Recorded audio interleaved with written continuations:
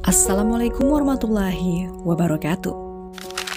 Sahabat Muslim, Rasulullah Shallallahu Alaihi Wasallam pernah bersabda yang diriwayatkan oleh Abdurrahman bin Auf. Ia berkata, Abu Bakar di surga, Umar di surga, Utsman di surga, Ali di surga, Tolhah di surga, Zubair di surga, Abdurrahman bin Auf di surga, Sa'ad di surga, Sa'id di surga, Abu Ubaidah bin Jarrah di surga. Hadis riwayat At-Tirmizi. Hadis ini sering sekali kita dengar dan rasanya tidak asing lagi di telinga. Mereka 10 sahabat Nabi yang telah dijamin surga.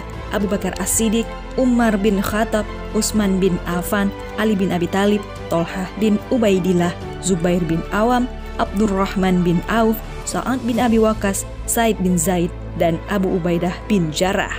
Namun di video kali ini kita akan membahas tentang Zubair bin Awam, si pengawal Rasulullah Shallallahu Alaihi Wasallam, si pemberani, dididik juga oleh wanita pemberani.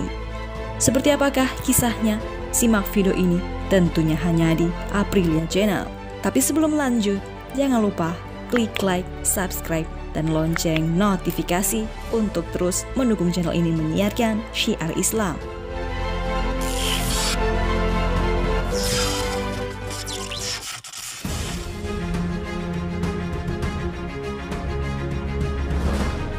Nama lengkapnya Zubair bin Awam bin Khuwailid bin Asad bin Abdul Uzza bin Qusay bin Khilab adalah sepupu Rasulullah Shallallahu Alaihi Wasallam. Sebab ibu beliau adalah bibinya Rasulullah, yakni Safiyah binti Abdul Muthalib. Sedangkan ayah beliau adalah iparnya Rasulullah, yakni saudara kandung Khadijah, yaitu Awam bin Khuwailid.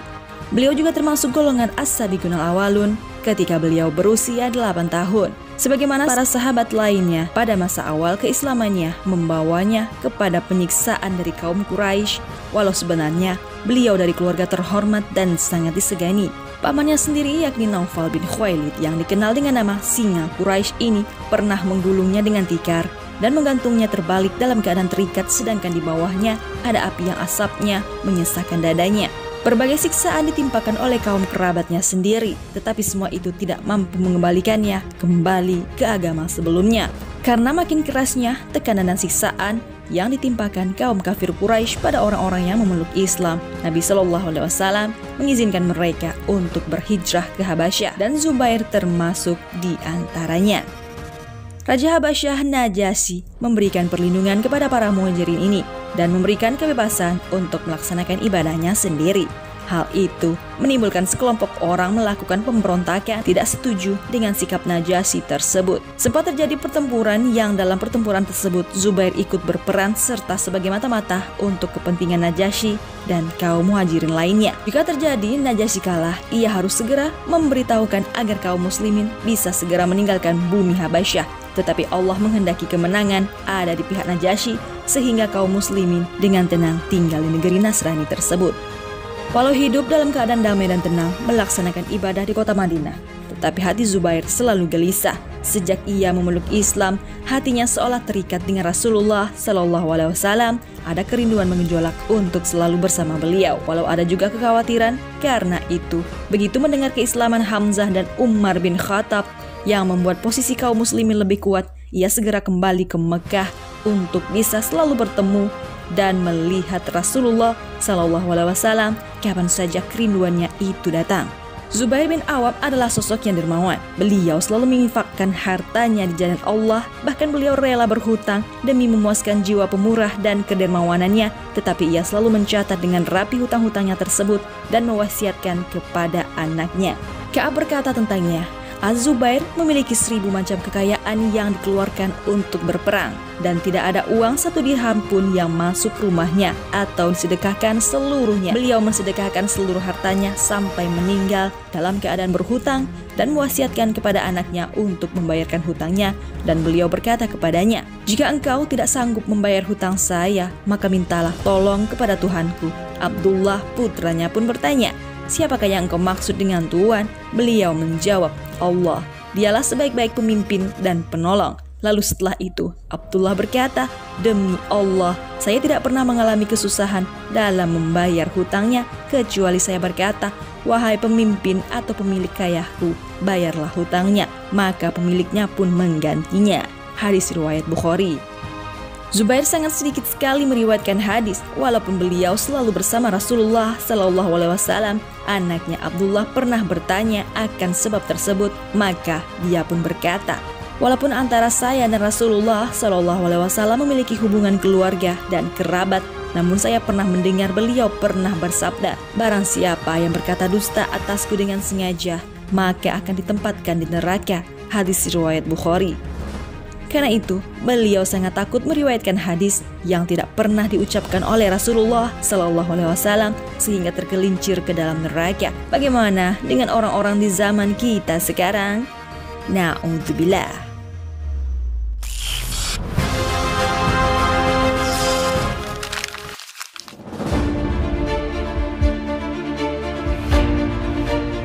Pada awal perang Uhud, Nabi SAW mengangkat sebuah pedang dan berkata, "Siapa yang mau mengambil pedang ini dengan memberikan haknya?" Beberapa sahabat yang berkumpul tidak segera memberikan kesanggupan, maka Zubair bin Awam segera menyahutnya, "Saya, ya Rasulullah." Melihat Zubair bin Awam yang menyahutnya, Rasulullah kembali bertanya hal serupa, tetapi tetap saja Zubair yang menyahutnya hingga terjadi 3 kali. Namun demikian, Rasulullah tidak menyerahkan pedang tersebut kepadanya. Ketika Abu Dujanah yang menyanggupinya, beliau langsung menyerahkannya. Nabi SAW bukan tidak mempercayai Zubair, tetapi Zubair telah memiliki pedang yang juga pernah didoakan Nabi, sehingga Nabi menginginkan pedang tersebut dipegang dan dimiliki sahabat lain untuk memikirkan kepahlawanannya juga kepada Islam. Suatu hari, beliau mendengar isu yang mengabarkan bahwa Nabi Muhammad SAW telah meninggal. Maka dia keluar menuju jalan-jalan di Mekah sambil menghunuskan pedangnya dan memecah barisan manusia.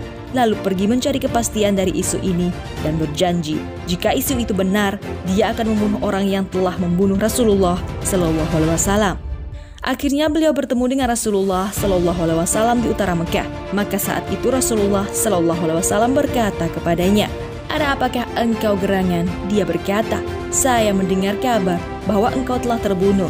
Nabi berkata kepadanya, "Lalu apa yang akan engkau lakukan?" Dia berkata, "Saya akan membunuh orang yang telah membunuhmu." Setelah mendengar hal tersebut, Nabi pun bergembira dan mendoakannya dengan kebaikan dan pedangnya dengan kemenangan. Maka tak heran jikalau Rasulullah SAW bersabda tentangnya, setiap Nabi itu mempunyai hawariyun atau pembela, dan hawariyunku adalah Zubair. Muttafaqun alaih.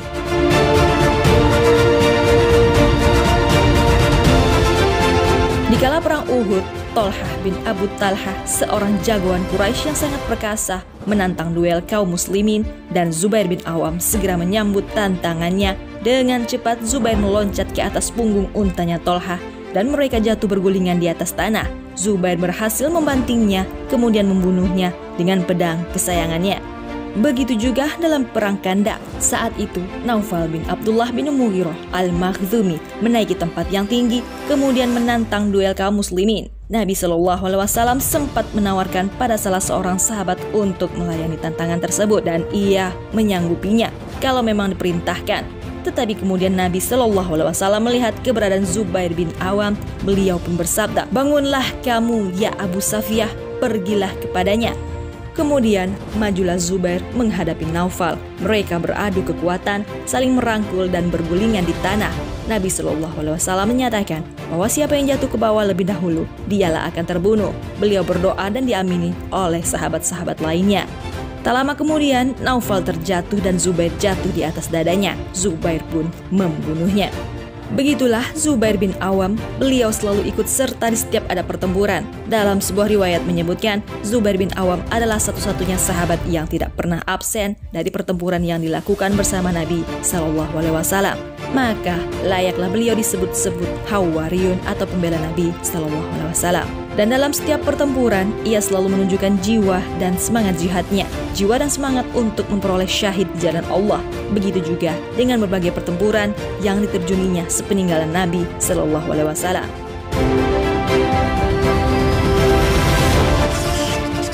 Zubair bin Awam memiliki sifat tangguh dan kuat. Ini diwariskan oleh ibunya yang juga memiliki sifat serupa dengannya. Zubair dididik dengan keras sejak usia dini. Dia telah diajarkan memanah dan menunggang kuda. Terkadang ibunya tidak segan-segan memukulnya saat ragu-ragu.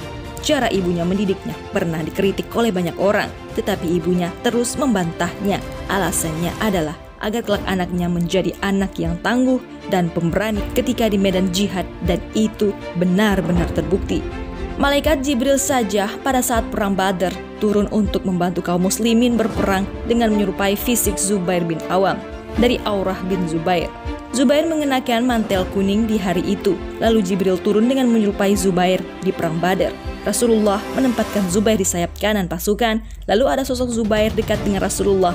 Beliau berkata kepadanya, "Perangilah mereka, wahai Zubair." Lalu orang itu menjawab, "Aku bukan Zubair." Akhirnya Rasulullah mengetahui bahwa itu adalah malaikat yang Allah turunkan dengan sosok Zubair.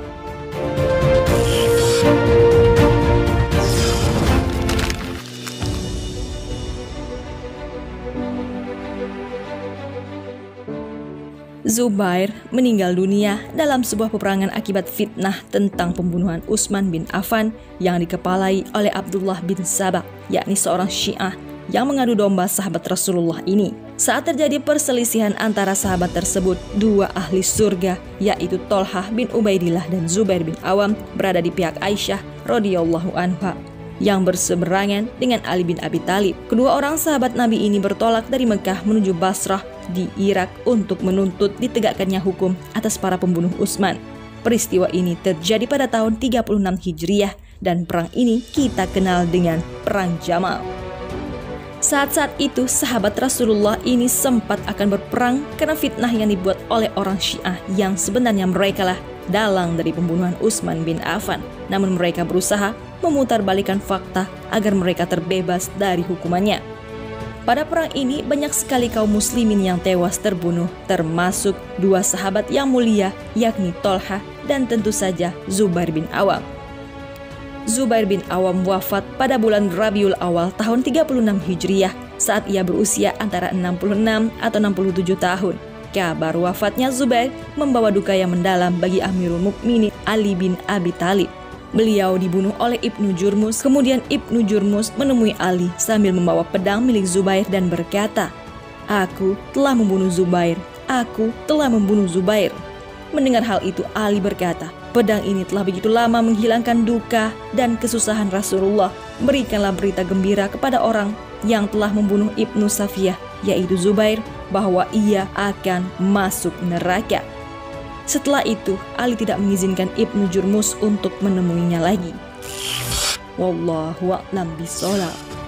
Sahabat muslim, dari kisah ini yang perlu kita petik adalah jadilah muslim yang selalu berani dalam keadaan apapun, karena beginilah seharusnya jiwa seorang muslim.